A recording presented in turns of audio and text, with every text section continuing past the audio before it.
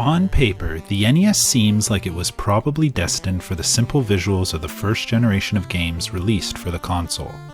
Single-screen platformers with solid black backgrounds, repetitive tilesets, and minimal visual flair.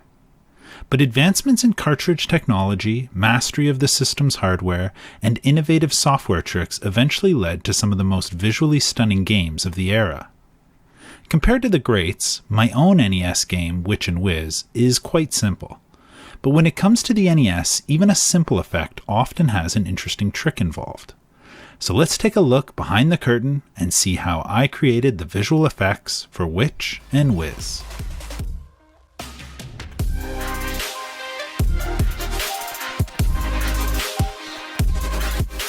Before we can get to the specifics, it's important to understand some of the basics about the NES hardware, what it can and can't do. You're probably somewhat familiar with these if you follow the NES at all, but let's go over them quickly. There is some variability in all of this based on the cartridge hardware being used, but we'll mostly assume the standard configuration for the sake of this video. I'll also gloss over some of the nuances for the sake of brevity. Graphics on the NES are made up of two parts, nametables and sprites. First is what's known as a nametable.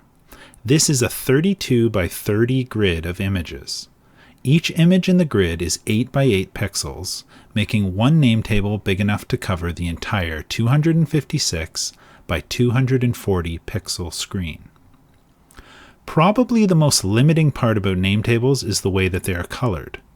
To begin with, the game specifies a background color for the entire screen. Any transparent pixels in the nametable will show this color.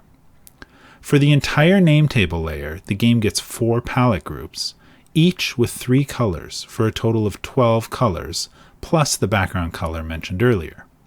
However, the really challenging part of the nametable is that the color palette groups must be applied in 16 by 16 pixel chunks. This is what often leads to the blocky look of NES games, and why a lot of NES games have 16 by 16 background tiles, to better match the color restrictions.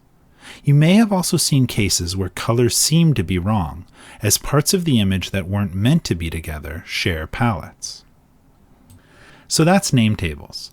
The other piece of the NES visuals are sprites. A sprite is a single 8 by 8 image and is not restricted to a grid like the nametable. If more than 8 sprites are located on the same horizontal line of the screen, any sprites after that will not be drawn on that line. This is often mitigated with the classic flickering you see on many NES games. Sprites also get an additional 4 palette groups, with similar restrictions as the nametables, with 3 colors each. Again, these rules are not set in stone and can be bent here and there with hardware and software tricks, but generally, those are the restrictions we're dealing with. Now that we understand the rules, let's see how Witch and Whiz bends them. Let's start at the beginning, the title screen. On the NES, nothing is quite as it seems. While on modern hardware, something like this would be as simple as drawing a bitmap. But on the NES, this title screen is carefully crafted to fit into the background nametable and to adhere to the color limitations of one palette for every 16 by 16 section. But what's this? If we zoom into this cell of the nametable and count the colors, we can see that there are 1, 2, 3, 4, 5 colors, including the shared background. The maximum should be 4, so how is this possible? The title screen for Witch and Whiz uses a very common trick, especially for full-screen images like this. It's not unlike the trick used to allow Mega Man to seem to break the color rules on his face, giving him 5 colors as well. The trick is simply to use the nametable for a vast majority of the title screen, but then use overlapping sprites to add additional colors. I need to be careful not to use too many sprites on a horizontal row, or else they will stop drawing. But the results are somewhat seamless. Sprites are also used for the blinking animation, as well as the wink when you press start. The closed eye sprites are just drawn right on top of the open eyes. But to the user it appears like a seamless animation right in the image itself. Now let's jump later in the game to the point where the player obtains the mirror clone ability. In this sequence, the player approaches a mirror, seeing the reflection staring back at them. When the player presses against the mirror, there's a bright flash and the mirror clone is now able to leave the mirror and enter the real world. There are a number of effects in this sequence, from fades up from black to camera shake and flashing the screen bright white. But let's focus on the reflection, as it's probably the most novel part. The mirror and the floor are just background images in the name table, like we've seen before. The player is made up of sprites as usual, and the reflection is simply another collection of sprites playing the same animations as the player, but horizontally flipped.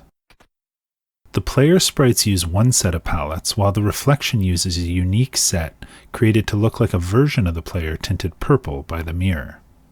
For this effect to be convincing, though, the reflection needed to be grounded in the mirror. If you watch in slow motion, you will notice that the reflection passes under the edge of the mirror, helping convince the player that this isn't just a sprite being drawn on top. This effect is accomplished by drawing additional sprites on the right edge of the mirror that cover the reflection in the solid parts of the frame, but don't cover it in parts that are meant to be reflective. The problem with this approach is that it puts a lot of sprites on the same horizontal line and would cause flickering. You can actually see it happening here in an early beta version of the game. How do we avoid that? The witch uses 4 sprites for its head. With 2 witches on the same horizontal line of the screen, we're already at the limit of 8 per scan line. Fortunately, the clone witch is all one color palette, so 2 of the sprites used by the player witch's head are not needed. They are there simply to allow the hat to be a different color from the body, not unlike the Mega Man example shown earlier. With 2 sprites left to work with, the edge of the mirror had to be carefully crafted to only require 2 sprites to cover the edge, 16 pixels wide in total. In addition to this, the timing for when the clone character starts drawing has to be pixel perfect. The end result is a pretty convincing reflection effect, not often seen on the NES. Here's another case where the player seems to move under the background layer.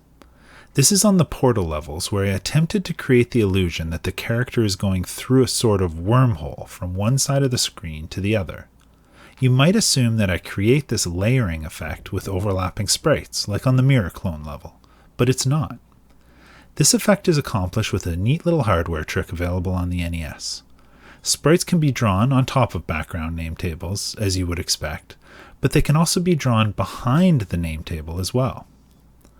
The most famous case of this is probably when finding the warp whistle in Super Mario Bros. 3. The moment the player approaches a portal's edge, it switches from the foreground to the background, creating the effect of going inside the portal. There is a downside to this, though, which is that sprites go behind the entire name table, not just the portal. So any other background elements, like the ladder, also move to the foreground, breaking the illusion. I avoid this for the most part by not putting any background objects next to the areas of the portal that the player can actually reach. But ladders are one thing I cannot avoid. Now, let's fast forward to the end of the game where the player faces off against the final boss. Ominous glowing eyes hover over the player, lightning bolts crash down from the sky and light up the world for a brief moment, revealing a massive sorceress filling the night sky. There are a few things going on here. Let's start with the lighting effects. The bolts of lightning are actually there the whole time, you just can't see them. The color used for the lightning bolts are the same color as the background by default, making every pixel appear black regardless of what is drawn in them. To make the bolts of lightning appear, all we change is the palette colors. Parts that used to be black become white for a split second. The code to do this is very quick, allowing for large-scale changes that wouldn't otherwise be possible on a very slow NES CPU. You'll also notice that the rest of the level lights up at the same time. This is accomplished with the same technique.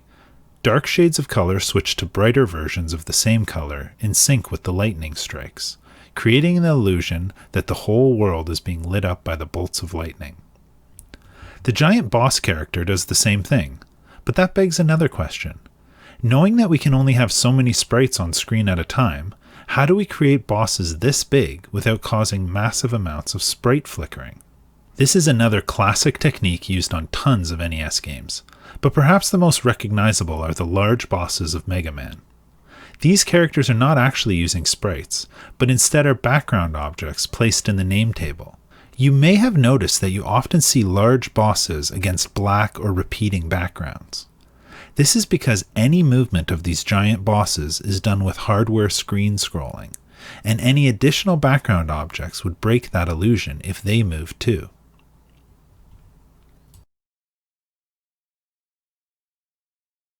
After the boss is defeated, the game credits get displayed. This is a throwback to some of my favorite credit sequences of the era. Along the top of the screen we see the hero's journey back home, while below the names of the developers and the enemies are displayed. This may look simple by modern standards, but think about how this would be done on the NES. The NES can scroll left and right, but it doesn't have layers, so how do you scroll the top half of the screen while keeping the bottom half of the screen in place? The answer is another interesting hardware trick of the NES, something called the Sprite Zero hit. The first sprite in the list of 64 sprites that the NES can display is special. When it's drawn, the NES hardware makes note of this and notifies the game code at the moment it happens, right in the middle of drawing the screen. By placing the first sprite, Sprite 0, on the screen, we can get notified when the rendering is at a certain point on the screen, moving from top to bottom. This is how Super Mario Bros. Keeps the status bar stationary while the rest of the game scrolls.